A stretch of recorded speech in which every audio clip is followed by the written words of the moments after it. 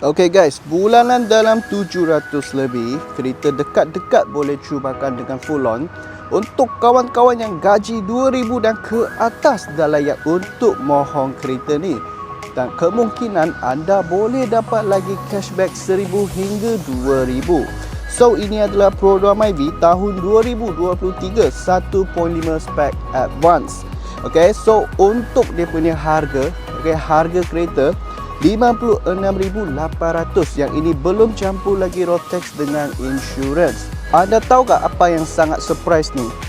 Yang sangat surprise ni adalah mileage dia. Mileage baru dalam 16,000 sahaja. Okey, 16,000 memang sangat rendah. Kereta baru pakai dalam setahun .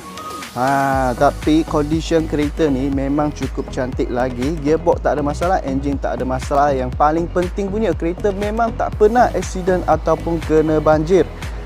Body semua cun-cun punya. Cat masih original lagi .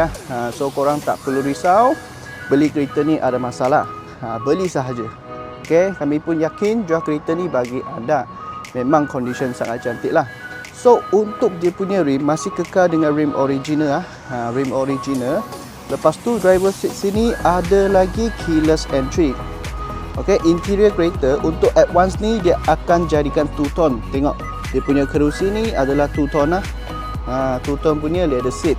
Okay, mileage 16,000, tak ada tipu. Tengok betul, mileage baru 16,000 sahaja. Okay, so steering kereta ni dia adalah multifunction steering yang siap dengan lane assist dengan cruise control, dan ada lagi power mode punya button.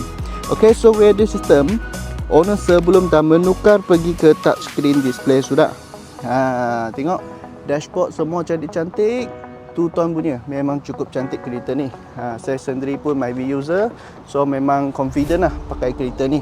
Kalau jalan jauh dari sini pergi sampai Batu Cave baru pakai RM20 punya minyak. So kereta ni memang banyak jimat minyak lah. Okay, so passenger seat dia ruang memang sangat luas. Nak bawa satu geng kawan keluar pun tak ada masalah. Okay, belakang punya seat pun ada juga ISOFIX punya tempat. So boleh letak car seat lah, boleh bawa kanak-kanak. Okay, so design belakang MyV facelift ni memang nampak cukup moden lah. Dia cukup moden. Lepas tu banyak potensi boleh buat modifikasi. So tengok sekarang orang muda memang beli MyV ni. Sebab mereka suka buat modified dengan kereta ni.